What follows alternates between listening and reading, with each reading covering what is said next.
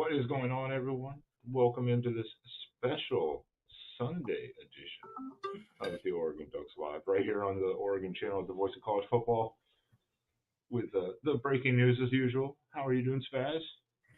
Doing good, man. Good morning to wake up and see another Danimal landing again. That's a good one. I just should trademark that phrase quickly. It's gonna get stolen, you know it. Yeah, I don't know what's been going on this weekend, but that coaching staff is like been on steroids. Yeah. I don't know what they're doing over there, what juice they're drinking, but Yeah, it's they're on one. it has Dan and definitely the been an boys impressive are weekend. rocking. I don't know what it is. It's a combination just Dan Lanning, but then also all the staff that he brings in. I mean, it's a combination. It's not just Lanning, but it's the staff as a whole. Lanning might just be that you want to come here, and they're like, okay. I don't know what it is. I don't know what the magic sauce is, but he keeps doing it. And he's not like getting these little guys that are like no name people. These are people that have like multiple offers from big time schools. And they're Yeah, like, we're nah. definitely in the trenches, landing some big top recruits, unlike years before. Yeah, and with all due respect, I mean, we can sit here and we would say, Cristobal was a great recruiter, but there's just something different with Dan Lanning and the staff that he's bringing in. I don't know I don't know what the key is here, or what they're doing, but some people say, well, of course it's NIL. Well, maybe that has something to do with it, but when you're bringing transfers in just that quickly, it's kind of like there's something going on besides just NIL. I know USC is like the NIL, the NIL. Shut up, USC. That's why you didn't want us to come to the Big Ten with you, and that was before the Lanning effect. Oh, here we go. Oh, everyone, please. University of Sorry Crybabies. Yeah, pretty much. Everyone, please. Also, we're going to test the audio. We haven't got to test the audio, so give us a second. But please, everyone, welcome in the new addition to the Oregon show, Nathan. How you doing, Nathan? Good. How are you guys? Oh, that audio is perfect. What's up? Not much. Just trying to make sure I got everything on here. It's always fun to set You up. shooting We'll off your figure it phone? out. Yeah, unfortunately, I am. We'll figure that out. We'll probably go landscape. We'll figure that out. But everyone, welcome in Nathan's first time here on the show. Literally just talked to him yesterday, and he's already here. Last second notice.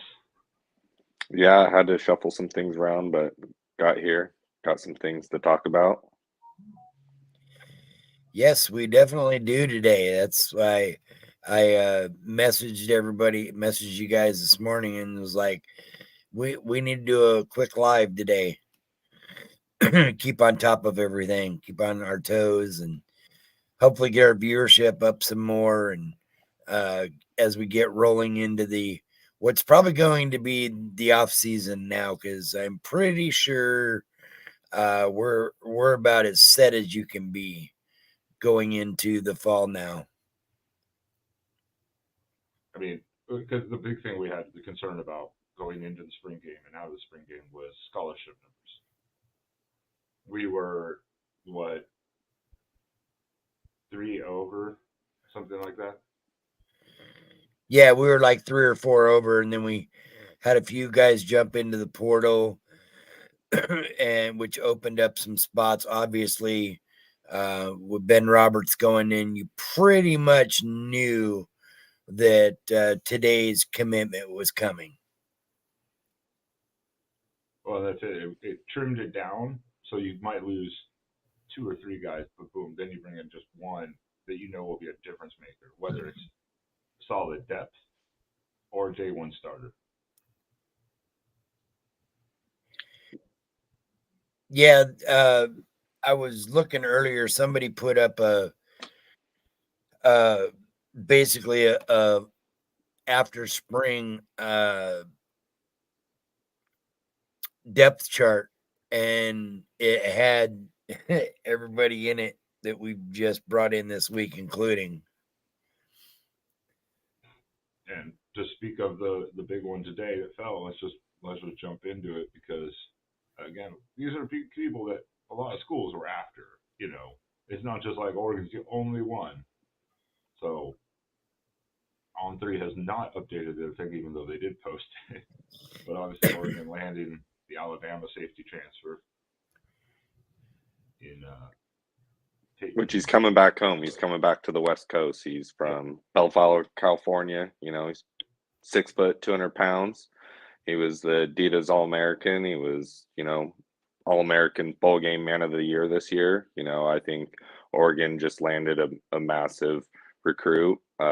You know, our secondary has been questionable last few years, or at least I should say has been the weakest point of the defense, in my opinion.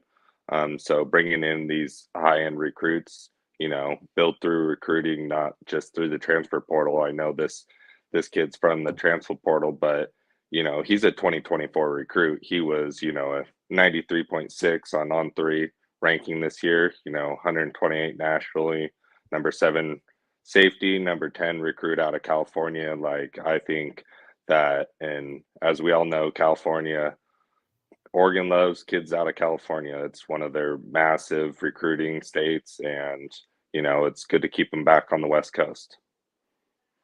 Well, now to Alabama, of course, he was deep in the depth chart. So it's not a shock that he didn't play year one at Alabama under Nick Saban. So coming here, though, now he's still got a lot of time he can play for Oregon. Yeah, he has. So it's not a one and done player either. Yeah, it's like it's not one and done with him. It's a good probably 3 years at least. No, he has 4 years. He was a 2024 recruit. He was an early enrollee. He enrolled early and then decided after Nick Saban left to kind of switch things up, it sounds like, from what I've read. Yeah. He pretty much was going to be down on their depth chart, and he was a Saban recruit. So obviously, I believe Oregon was also after him last year, which kind of helped. And I think, you know, Oregon just basically let him know that, you know, hey, if you come here, you know, we got a spot for you, and you probably won't be buried on our depth. That's something Dan has been very good about, and the staff as a whole, the boy, and just everyone combined, is keeping connection with these players throughout the recruitment. Even if they went somewhere else, they'll still kind of like keep a good connection with them just in case. So like for this matter, but I mean, that's it. This is not a one and done player. This is long term. So that's very useful for our depth of safety. Well, everyone was concerned after Cody DeCombre. Sorry, I butchered that, but DeCombra, yeah. He transferred, and everyone was kind of worried because he was a key hog in our defense last year. And then all of a sudden, we got these freshmen, a bunch of incoming freshmen this year that might have to be in one of those main rotations, because as we know, Oregon loves to rotate men on defense throughout the whole defense to keep everyone fresh throughout the game. Yeah, we said after the spring game, the depth of this team, I think, is feeling kind of like something we haven't really seen a lot, and now it's filling out even more at all these other positions where maybe we had a little bit of concern, like if your number one goes down. Kind of like last year, if Kyrie Jackson went down, we were kind of like, but it's starting to fill out really nicely. Yeah, absolutely. And I mean, just why not? Because, you know, what did we say after the spring game with the Rock Boys 2 stats? We said we had to agree. Maybe our concern was the D-line. Can the D-line hold up against the run stop? Which last year they did pretty good, but there were some games they got pushed around a little bit, especially like in the championship game when Jordan Burch went down. all of a sudden the run stopping ability kind of went out the window. Well, that and then being in the Big Ten this year, we got to win in the trenches, and that's a Dan Lanning motto. You got to win in the trenches. It all starts down there. So it's going to be interesting this year to be, in all these big stadiums, Big Ten, where you saw all this Pac-12, and I'm interested to see how Oregon does in like a snow game this year, if we have any, when we're deep into the season on the road. Most likely that would probably be Wisconsin. I'm going to Wisconsin guess. or Michigan. Maybe Michigan. Wisconsin's later, so but yeah, it depends on how the weather goes up there. So it's hit and miss. But if you want to stop the run, why not do it a 359 pounder to help fill in that middle? I mean, well, then yet again, just like Spaz said, we were all wondering when Ben Roberts, at bare minimum, he was going to be a key piece into that defensive line this year, and then all of a sudden you hear he's transferring out, and you're wondering what's going on over here. Why is this kid? Is he unhappy? Is all of a sudden is something going to change? Are they bringing in another recruit? And then just a week later, we get this kid Derek Harmon coming in from Michigan State, which is supposed to fill that spot, and all of a sudden you understand why Ben Roberts transferred out, because they probably communicated with him that they were bringing in this kid, and it's going to be harder to get playing time, and maybe he decided to go elsewhere. I mean, yeah, and I mean on here it says college rated 3-star. He was a 3-star, I think, recruit, but a transfer he was actually a 4-star. They rated him as a 4-star. I mean, whether his stats are not bad. I mean, they weren't like the great stats, but guess what? His stats were one of those hidden stats where they don't show up on the paper. You can be that guy that gets the pressure. Maybe you don't get the sack or you don't get the tackle, but you force the guy to go get tackled. That's the kind of guy right here I think we look at. Points. He's a beefy guy right in the middle. This is like Jordan Scott size. Yeah, it's a big boy. A big boy. I mean, and with all due respect to Casey Rogers, I was a huge Casey Rogers fan. I think this man makes probably Casey Rogers look small. I think Casey was only like 310, 320. Yeah, and this bringing in this guy to shore up your D line, just our D line is massive now this year. Massive. Probably the biggest D line that Oregon's had in quite some time, if not ever. The team as a whole, it was funny because I remember on the spring game, I mean, you were at the spring game, so you couldn't hear it, Spaz, but Nick Aliotti was on the call, and he even said, this is probably the biggest Oregon team he has ever seen. I'm like, dude, you've been around the program for decades, and this is the biggest team? Like, okay. Like, yeah, he's dead on. Dead on. What's up, Mark? Oh, I thought Mark was stalking. I was like, uh-oh. No. And then on top of everything, we landed Nasir Wyatt, one of the top 25 recruits who is coming in, and just a massive haul this weekend. And we have a fourth that Nathan pointed out in our group chat yesterday, that's going to be most likely committing this week. Yeah, on Friday. Yeah. 5-star running back, correct? No, he's a 4-star athlete that most likely they project playing a running back, but he's that athlete, so he could kind of go both ways. But he's going to be posting this week where he's going to decide to go. Yeah, and all indications are that he is going to be coming out west. Kid from the Chicago suburbs. Yeah, from all the all the reports I read and everything like that, it seems like he's a heavy Oregon lean, and it's nice to see Dan Lang getting ahead of these guys because these normally 5-star, 4-star, these high end recruits always end up committing early before their senior year ball. So all they have to think about is going out and balling out, and rather than where am I going to go, where am I going to settle down for the next 4 years. And it's awesome to see Dan Lanning going and heading on and tackling these guys like Nasir Wyatt. He was a Max Prep All American. He was the Trinity League Defensive MVP 2 years in a row. So he got his sophomore season and junior season. Excited to see if he'll get it the senior season.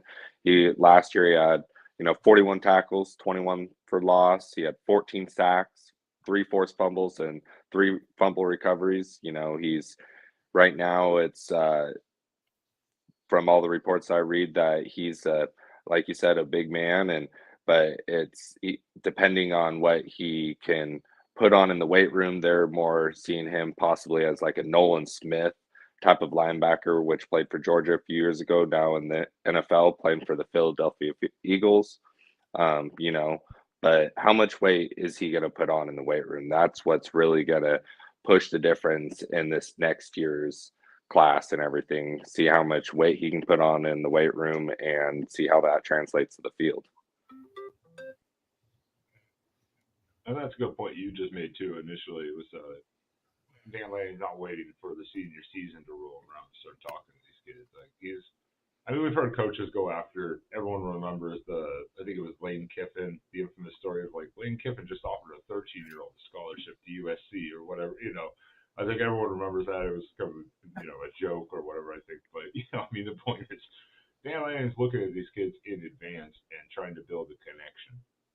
Because as you said, when you're going for your final season, your senior season, if you already say I'm going to go here and that's what I want to do, that takes a lot of stress off of the kid to have to just focus on football, school, and not do these trips or worry about where these offers are going to come from.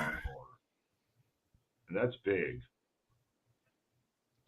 As Dan Lanning's pulled out the last few years on actual National Signing Day, you get these kids that last minute decide to go somewhere else, but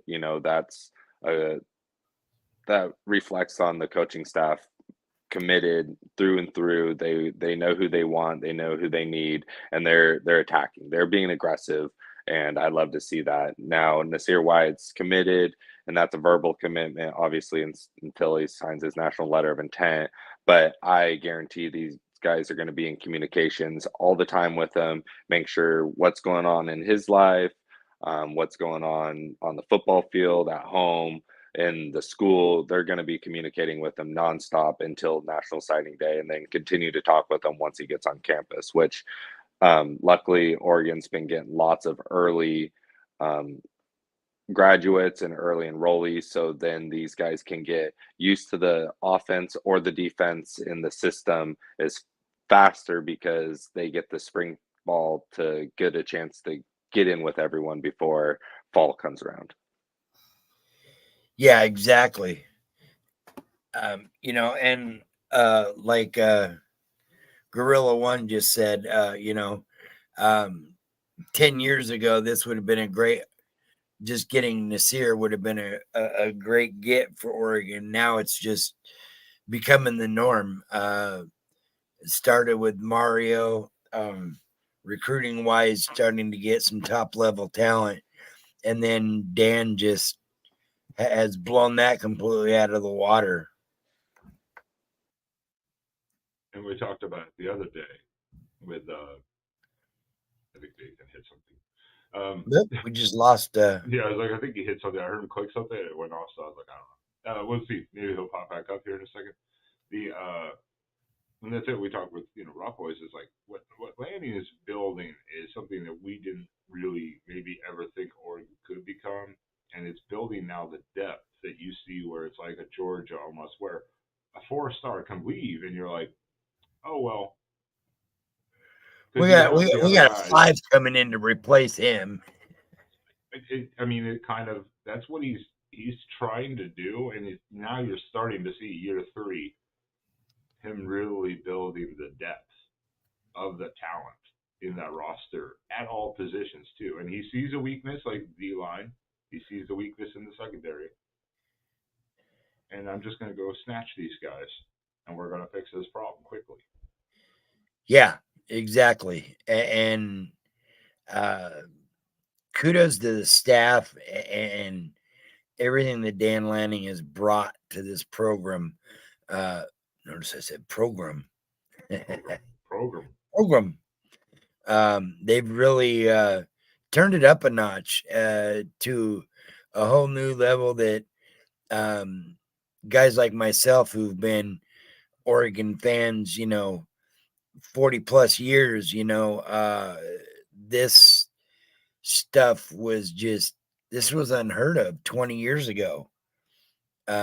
You would have never seen Oregon getting these kind of recruits and these kind of players and the depth. And, we're probably going into the preseason rankings, probably top 3, top 4 in the country to start the season. I mean, that's a huge get for Oregon, and that shows everybody that we're not playing. We're going hard. We're going hard in the trenches, and we're going after players that want to play in a system, want to develop themselves.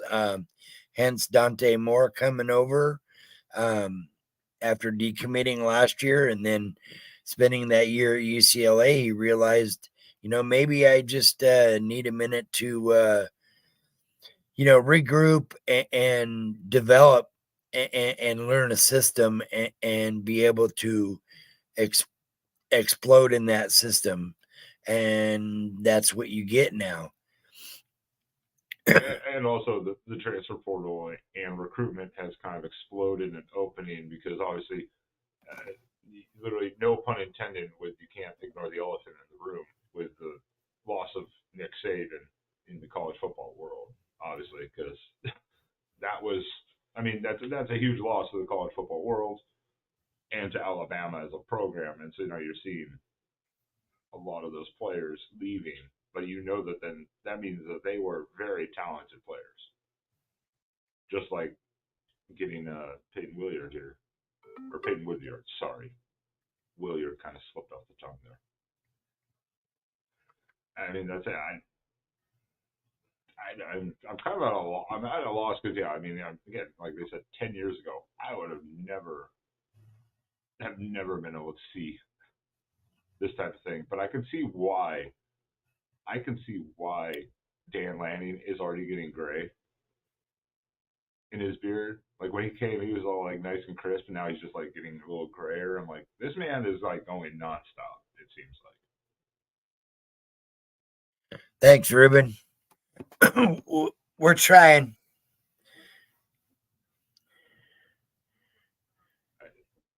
Yeah, that's always in the narrative. It's hard to recruit to Eugene, which has always seemed a little silly to me. I get it. It was harder to travel to, kind of like Pullman was.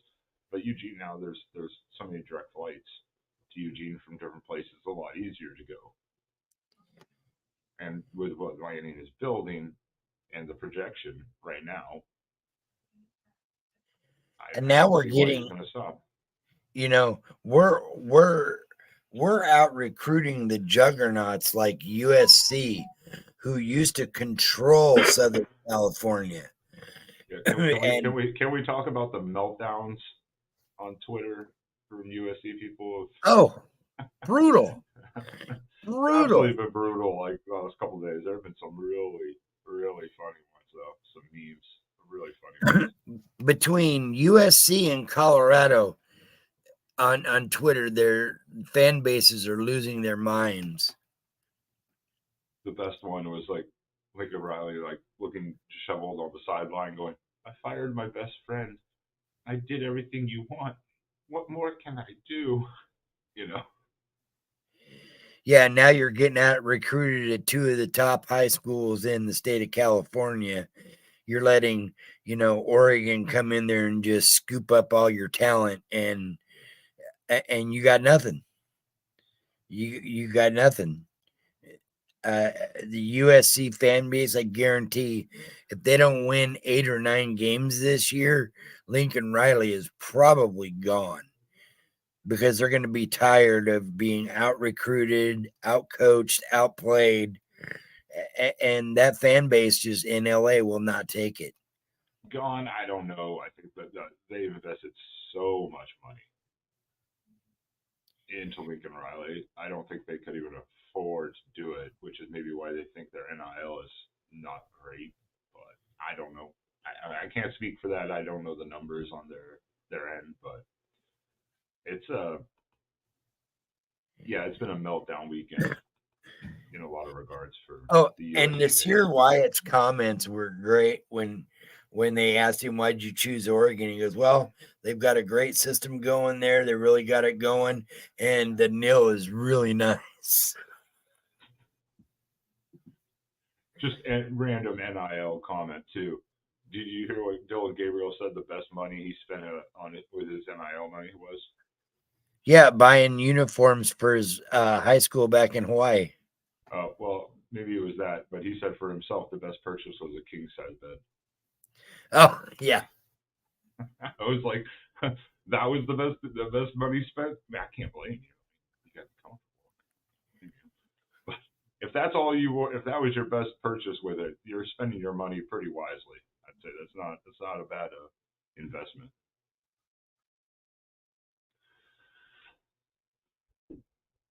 Well, hey, that's I think that kind of sums up what we're looking at. Yeah, that's perfect. So once again, everyone, make sure thank you for joining us quickly for this, but please let's go ahead and welcome in the new Ducks. Once again, Peyton Woodyard, transferring from Alabama. Derek Harmon, transferring in from Michigan State. Poor Jonathan Smith. He was probably like, come on, man. Yeah. And then coming in, Nasir Wyatt, too, eventually. Gotta love it. Gotta love it. Just, again, depth at the defense and just kind of building it up. And I like that because what we used to see a lot of was just offensive athlete, which was always exciting for the offense that were running at that point. Now it's like, now we got to build the defense and do it kind of the right way. Yes, we're building it the right way. Lanning has a vision, and he is working on it. And then again, in year 3, going into year 3, rather, he is already showing it. Again, last year was a huge improvement, but now he's going, okay, next level. Yeah, and there's more to come. This season is going to be fun. I think this definitely puts Oregon definitely on the national title. Puts them on that roadmap. It puts them on that radar. You can't just overlook Oregon now because Dan Lanning is building a solid program and bringing in key elite players on both sides of the ball. And if he sees a hole, he's fixing it. And he's not waiting or just, well, let's just hope somebody develops. He's going out and filling that gap if it needs filled. And yeah, but then he's still recruiting at a high level to develop those guys. But if it doesn't work out, he's like, okay, I'll go find someone that can help me right now. Yeah. In that absence, him and Lupoy. I mean, obviously, and all the position coaches. Chris Hampton, I'm sure, is playing a key role in certain areas. You know, and the staff he's put together here is. I mean, I thought Cristobal had a good staff. But Lanning seems to have found the guys that are really all around, all together go-getters.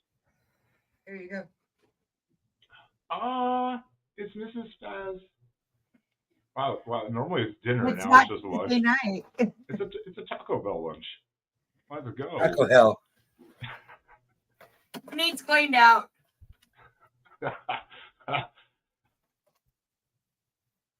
Oh yeah. Oh, that's a sign that we need to wrap it because Spaz like my Taco Bell's getting cold. Yeah. I gotta to go eat my burrito, churros, and whatever goodies he's got in that box. Yep. That's good too. I beat the storm here because it's about to rain heavy in Houston, and knowing that the internet will get knocked out as usual. Right. Last thing you want to do is be live on a live stream, lose power, and then. So once again, everyone, thank you for joining in on this quick recruiting and transfer portal update here on the Oregon Ducks channel. So please, if you haven't, hit the like, hit the subscribe. Spaz, where can people find you online if they choose so? They can find me on Twitter under Sean Spaz Bryant, and you can find me on Facebook, Sean Bryant, and also on Instagram. And other than that, just find me in the trenches. Yeah, I need to update the ticker for following. I need to update your Twitter handle on there. That's why I didn't post it. It's there. I need to update that. And also, unfortunately, his phone got crazy and kicked him out. But welcome to the show, Nathan. Another Oregon production guy, and he's gonna help us fill in the gaps here, and it'll be nice because we'll have another boot on the ground who also will be going to a few games. So hopefully me and Nathan will be able to connect and at a couple games this season, and maybe do a couple of lives from the game, and even a couple tailgate runs. Sounds like it'll be fun this season. Yes. That's the whole idea. Just getting better and better on this channel for everyone. Oh, and also, guys, one other note: if you're in the Eugene Springfield area, please, if you're hungry and you like great Mexican food and good spicy drinks, check out my buddy Ruben over at Ranchitos Grill off of Mohawk Drive in Springfield, just down the road from Autzen Stadium.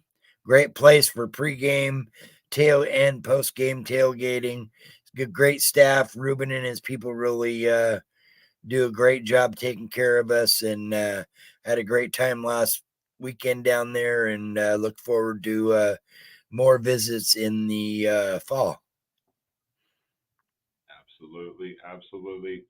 And maybe if we get lucky, maybe we'll get Ruben and Ranchitos to help us on our show. Hint, hint. Sponsor. Sponsorship. It doesn't cost much.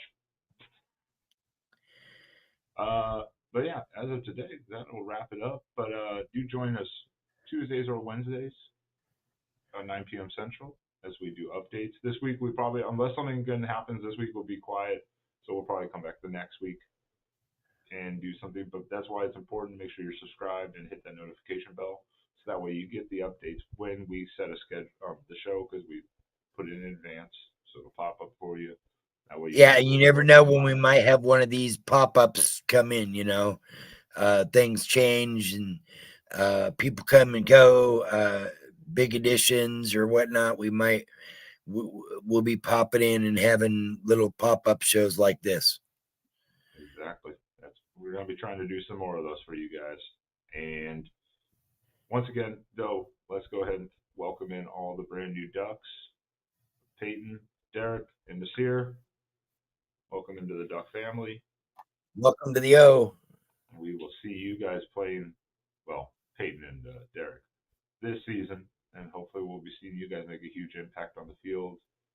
Spaz, thank you very much. Nathan, while he was here before his phone went crazy. And everyone in the chat, thank you for joining us on this last second edition. And as always, go Ducks. Go Ducks. Quack.